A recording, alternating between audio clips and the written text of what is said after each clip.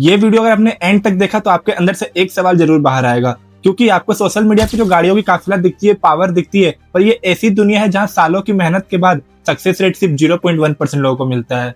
हर साल लाखों सपने टूटते हैं। मैं बात कर रहा हूँ यूपीएससी की दुनिया के बारे में। अरे हम गए थे यूपीएससी तैयारी कराने के लिए। मैंने दिया है, मेरा यूपीएससी तो खत्म हो गया, मैं स्टेट का बुढ़ा हो गया करते करते। जब कोई आईएएस बनता है तो उसकी फोटो न्यूज़पेपर में आती है, सोशल मीडिया में सेलिब्रेशन होती है, लेकिन जो कहानी हमें कभी नहीं दिखाई जाती वो है उन 99.9 एस्पिरेंट के जो फेल हो जाते हैं। वो कहानी जो अपने जिंदगी के हसीन साल एक बंद कमरे में अकेले गुजार देते हैं। ये वीडियो है उनकी कहानी के ऊपर। ये थोड़ी अनकंफर्टेबल हो सकती है वीडियो, लेकिन ये हार्ड है और ये रियलिटी है।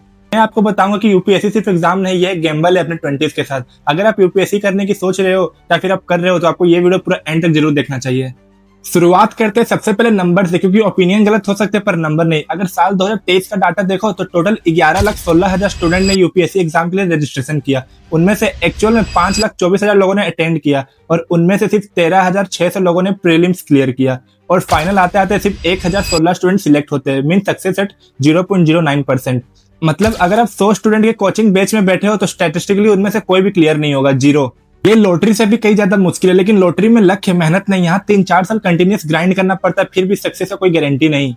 इसे थोड़ा और टफ बनाता है वो है reservation. As compare to SC, ST, OBC, general category को मिलते हैं 6 मौके, वो भी 32 की एज तक। मतलब अगर आप 23 साल में स्टार्ट करते हो तो आपके पास एज 29-30 तक आपके पास लास्ट अटेम्प्ट है। ये 6 साल आपके 20s के प्राइम ईयर है, वो टाइम जब आपके दोस्त कैरियर बना रहे होते हैं, सेटल हो रहे हैं और लाइफ एंजॉय कर रहे हैं, पर आप एक कमरे में बुक के साथ। अब बात करते हैं सबसे इंपॉर्टेंट चीज के बारे में जो आज तक ऑनेस्टली किसी ने डिस्कस नहीं किया है, वो है पैसों की, द फाइनेंशियल रियलिटी। अगर आप दिल्ली या किसी भी कोचिंग हब में रहते हो तो आपका मंथली पीजी का खर्च 7 से 10 हजार रेंट आता है, क्योंकि ये छोटा सा कमरा घिरा है जायंट कोचिंग सेंटर्स से। कोचिंग क्लासेस 1.5 से 2.5 लाख। अगर आप ऑनलाइन भी करते हो तो 50,000 से 1 लाख रुपए रफली मान लो। ये फॉर्म है कोचिंग सेंटर का, जिसमें स्टार्टिंग फीस ही है 1,70,000 रुपए। टेस्ट सीरीज 15 से 25,000, बुक्स एंड स्टडी मटेरियल 30 से 45,000 और डेली एक्सपेंसेस जैसे खाना, इलेक्ट्रिसिटी, वाईफाई 8 से 10,000 मंथली समझ लो। मीन्स एक साल का खर्चा 4 से 4.5 लाख रुपए। अगर इसे 3 साल का देखते हो तो 12 से 15 लाख रुपए तक ही आ जाता है। लेकिन ये पैसा देता कौन है? Middle class families. Average Indian parents की सैलरी 20 से 50,000 होती है, जिनमें घर का खर्च, सिबलिंग की पढ़ाई, मेडिकल इमरजेंसी सब उसी में, और ऊपर से तुम्हारा यूपीएससी का प्रिपरेशन का खर्च 4 लाख ईयरली। ये सिर्फ पैसा नहीं है, ये उनकी लाइफ सेविंग, रिटायरमेंट फंड है, तुम्हारे छोटे भाई बहन का एजुकेशन फंड है। जब पापा फोन पे कहते हैं ना कि बेटा टेंशन मतलब मैनेज हो जाएगा, तो वो अपने लिए कुछ नहीं बचा रहे, वो तुम्हारे सपनों पे इन्वेस्ट कर रहे हैं, और ऐसा सपना जिसका इन्वेस्टमेंट का कोई गारंटी नहीं है। लेकिन ये गिल्ट और ये प्रेशर बुक में नहीं मिलती, लेकिन ये रियल है।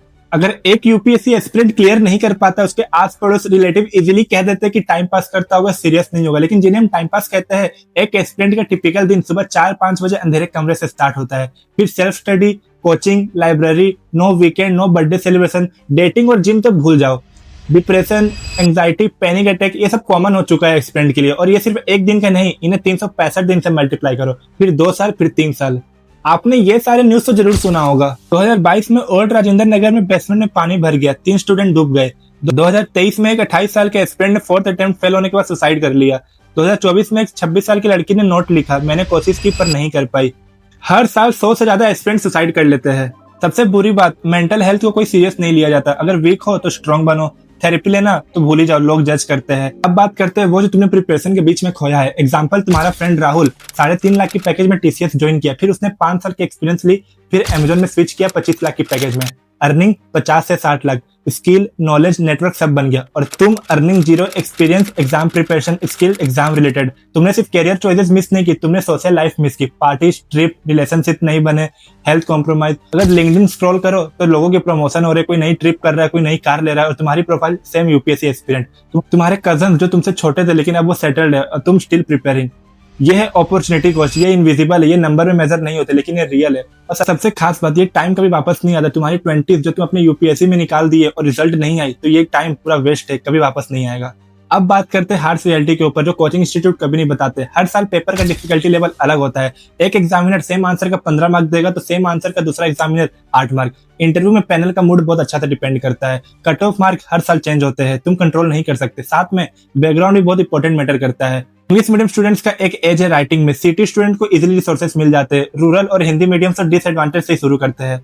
और एक इंपॉर्टेंट चीज जो कोचिंग इंस्टीट्यूट कभी नहीं बताते हैं, 90% एस्पिरेंट सिर्फ यूपीएससी में फोकस करते हैं। स्टेट, पीसीएस, एसएससी कुछ नहीं, means all eggs in one basket, all और नथिंग। लोगों को सक्सेस स्टोरीज बहुत मिसलीड करती है। टॉपर्स कहते हैं मैं 6 घंटे पढ़ता था, बैलेंस लाइफ जीता था, लेकिन वो एक्सेप्शनली टैलेंटेड थे। एवरेज स्टूडेंट के लिए ये एप्लीकेबल नहीं है। तुम 14 घंटे पढ़ो तब भी कोई गारंटी नहीं है कि तुम क्लियर कर पाओगे। चेयरअप कर रहा है तू, मजाक उड़ा रहा है तू। खेती करूंगा मैं, तू खुद करेगा साले खेती। साले कोटा का एहसान मान के तेरे को चांस मिल रहा है, वरना तू डिजर्व भी नहीं करता।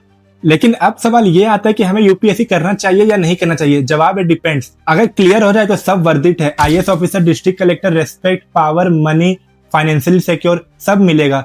लेकिन ये भी याद रखना ये सिर्फ 0.09% के लिए है, पर ये तुम्हें डिसाइड करना है। अगर तुम जेन्युइनली पैशनेट हो, देश के लिए काम करना है, गवर्नेंस में इंटरेस्ट है, तो पूरी तरह से ट्राई करो, मेहनत करो। लेकिन अगर सिर्फ आईएएस का टेक चाहिए, प्रेशर है, फ्रेंड्स कर रहे हैं इसलिए, तो मत करो। फाइनेंशियली सिक्योर हो, बैकअप प्लान है, मेंटली स्ट्रांग हो, तो ट्राई करो। लेकिन सिर्फ यूपीएससी पर गैम्बल कर रहे हो हर चीज, तो रुको, सोचो, क्योंकि लाइफ बहुत बड़ी है। यूपीएससी एक पाथ है, सिर्फ ओनली पाथ नहीं। आपकी वर्थ डेजिग्नेशन से नहीं, आपकी वर्थ कंट्रीब्यूशन से डिफाइन होती है। कैसा लगा ये वीडियो? मैंने इसलिए टॉपिक टच किया क्योंकि बहुत सारे स्कूल कॉलेजेस के रिजल्ट बाहर आ चुके हैं। तो कोई भी अपने फ्यूचर के लिए कुछ सोच रहा है तो अच्छे से रिसर्च करे, आराम से सोचे, फिर कुछ चुने। मिलते हैं नेक्स्ट वीडियो में बहुत अच्छे टॉपिक के साथ। तब तक के लिए वीडियो पसंद आए तो लाइक करना, चैनल पर नए तो सब्सक्राइब करना, कमेंट करना वीडियो पसंद आई तो। मिलते हैं नेक्स्ट वीडियो में, तब तक के लिए जय श्री राम।